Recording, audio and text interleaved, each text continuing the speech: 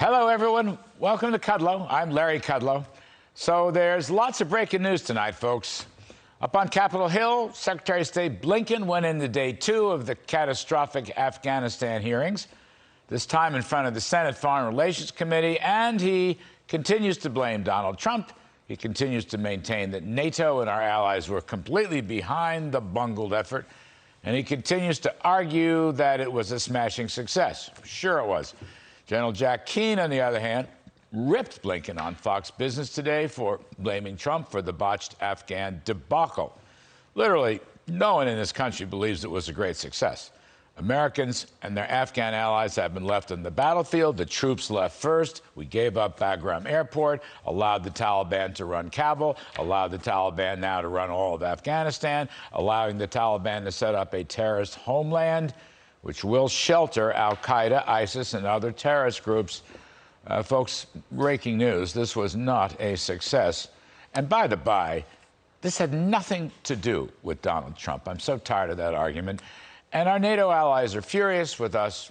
American credibility has been damaged enormously. And a big question I have is, why aren't numerous elected officials or appointed officials on both sides of the aisle calling for the resignation of the Secretary of State, the National Security Advisor, and, I hate to say it, but the Defense Department and military leaders?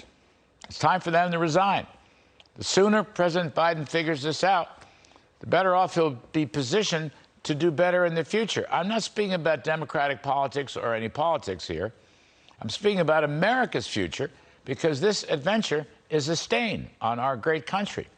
And I'd love to see us put it behind us, if that's possible. Anyway, Senator Ron Johnson, a vocal participant in today's hearing, will join us in just a few moments. And I will also work with the senator to try to figure out why the Democratic tax hike plan has singled out working families and small business. Their plan is slamming the blue-collar middle class, people making well under $400,000 a year. And why go after the heartbeat of America? Incidentally, some small business owners and other successful folks, they're going to be paying over 60% marginal tax rate in some parts of the country when you add in state and local taxes. Now, the pandemic inflation rate cooled off a bit in today's CPI report, but a $5 trillion spending plan financed by the Fed's free money, which will, of course, boost aggregate demand on the one side, coupled with a massive tax attack on producers and investors on the other side, will choke off the supply of goods and services. So you literally will have too much money chasing too few goods. And that will turn pandemic inflation into permanent inflation. It's not good.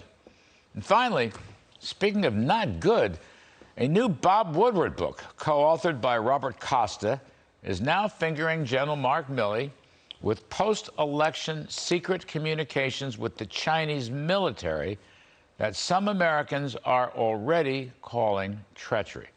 Now, I can't vouch for this. It's their book, not mine. But this is not a good story. We're going to cover it, pick it up later in the show with our panel.